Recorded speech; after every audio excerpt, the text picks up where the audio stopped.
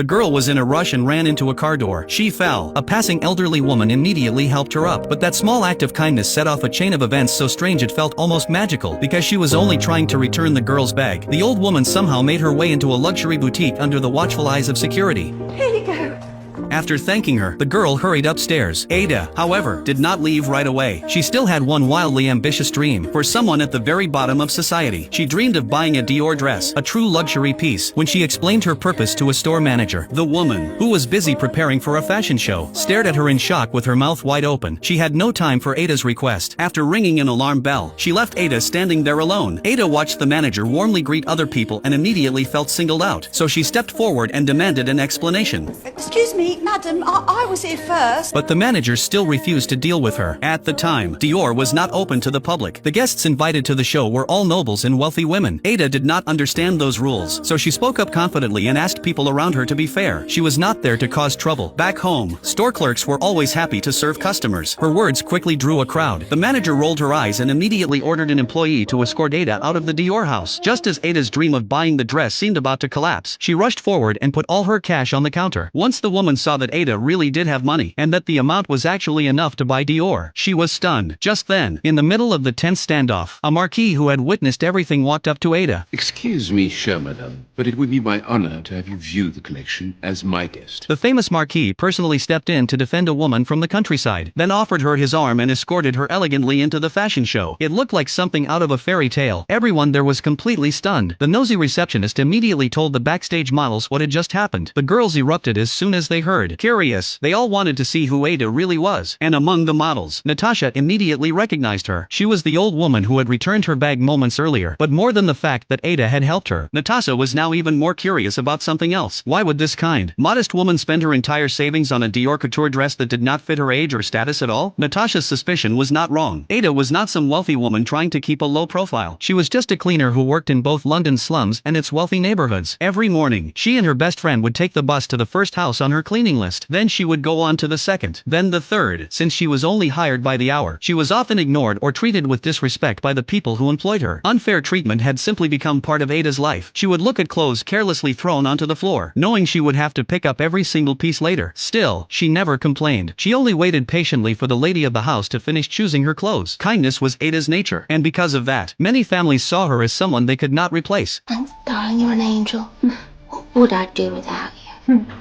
The most relaxing moments in Ada's life were the times she went to the pub with her best friend. But she was a married woman, so whenever men around her showed interest, she never dared to accept it. She went to the pub to unwind, yet she never accepted anyone's affection. The reason was simple. Ada's husband was a soldier. The war had ended years ago, but there had never been any news of him. She never dared to imagine the worst. She preferred to believe he had found someone new, and that meant she spent every day trapped in that same inner conflict. That day, Ada looked troubled. She had received a package from the army. Out of fear, she did not dare open it right away. Only with her best friend beside her did she finally gather the courage. Inside was her husband's ring. Ada was instantly overwhelmed with emotion. Her friend then read the telegram that came with it. Her husband had not changed his heart. The ring had been found in the wreckage of a plane crash in Poland. Based on that, the military concluded that Ada's husband had been killed in action. After hearing that shocking news, Ada looked strangely calm instead. She even comforted her friend, saying she had regained her freedom. But when no one was around, she could not stop herself from crying for the husband she had lost. A huge emptiness was swallowing her whole. Her husband's death had taken away her hope and her sense of direction. That day, while Ada was at work, the wealthy woman she served made yet another request. She wanted Ada to mend the bedsheets in her bedroom. In the past, Ada would have done it without complaint, but that day, she had suddenly lost all patience and motivation for extra work. Carefully, she asked whether her unpaid wages could be settled first, but before she could even finish, the wealthy woman cut her off. She was busy arranging her daughter's wedding, so she did not have much money right now. She said Ada would have to wait a little longer for her pay. Ada had no choice but to swallow her frustration. After all, she could not afford to lose the job. Just as Ada was about to finish for the day, she looked into the mirror and suddenly saw a dress glowing with light, as if it had floated down from heaven. She had never seen anything so beautiful or luxurious in her life. That soft pink color, that dazzling glow, it instantly awakened dreams that had been sleeping in her heart since her youth. She could not help reaching out to touch it. The silky smoothness of that pink fabric almost melted her heart. To the tune of £500.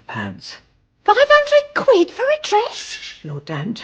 Adjusted for inflation, £500 back then would be worth about £20,000 today. Back then or now, that was enough money to make any ordinary person gasp at the price of a dress. From the wealthy woman's boasting, Ada learned that the dress was from Dior in Paris, France. Once she realized it was not out of reach, that it could be bought as long as you had money, her desire only burned hotter, because it was not just a dress. To Ada, wearing it meant becoming the shining center of attention. It felt like the turning point of a life that had gone from bright to faded. It represented the regret and resentment of a woman who had spent her whole life unseen, always waiting, never chosen. But that dress cost a full £500. For Ada, who was barely surviving, it might as well have been an impossible sum, so she pinned her hopes on winning the lottery. After a period of feverish ticket chasing, Ada actually won. The prize was a full £100. For her best friend, that was a windfall. But for Ada, it was only the beginning of her dream. Now that she had a savings plan, she felt excited about work again. When she went back to the pub with her best friend, there was light in her eyes again. There was a familiar man there named Archie. Every time he saw Ada, he would always give her a warm, open look. Before she heard the news of her husband's death, Ada used to shy away from that kind of attention, and Archie always kept a respectful distance. But after learning that her husband was gone, Ada found herself longing for Archie's warmth. Still, his answer was as careful and distant as ever. That's what we are, Vi.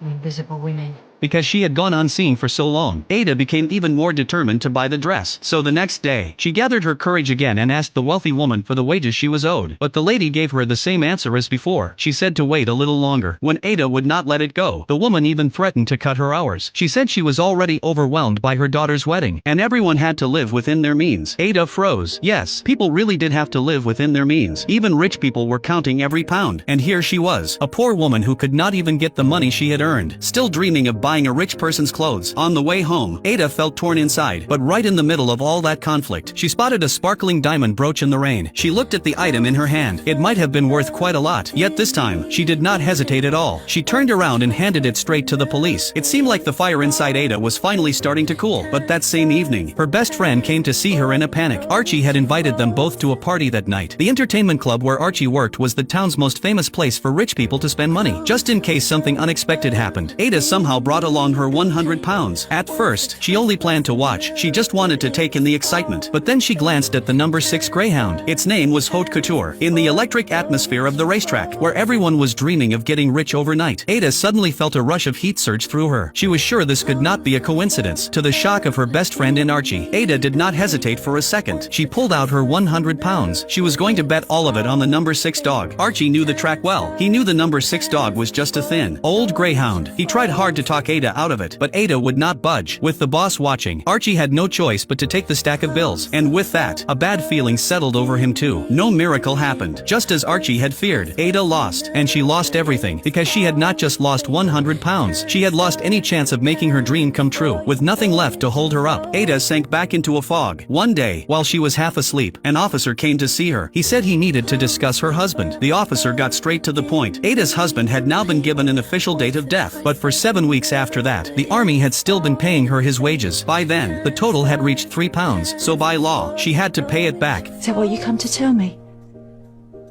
After all this time? Ada was furious and devastated. She took out the little money she had left and told the officer to leave. The officer quickly explained the real reason for his visit. He had not come to collect money. He had come to tell her that, under the correct rules, she should have been receiving a widow's pension from the day her husband died, not his military pay. And by now, that sum had grown into a very considerable amount. After sending the officer away, Ada's home was visited again, this time by a police officer. What Ada did not expect was that the officer told her the owner of the diamond brooch wanted to reward her generously. While the officer was inside having tea, Archie showed up again, looking worn out. That day, with the boss there, he had no choice but to take the money. But once the boss was gone, he pulled £10 out of that stack and placed a bet on the dog he thought would win. In the end, not only did he recover Ada's original stake, he even made a small profit. Just promise me to dance at the village.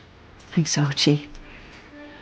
Much obliged. With the widow's pension, the diamond reward, and the money Archie brought her, Ada now had £582 saved up. Her dream was finally within reach. This time, there was no hesitation in her heart at all. She boarded a plane for Paris. By the time she arrived at the airport, it was already past midnight. To avoid unnecessary expenses, she did what she always did and slept at the train station for the night. The next day, she finally made it to Dior, and Ada's arrival would end up changing Dior forever. Want to know what happened next? Follow me. I will update the rest of the story soon.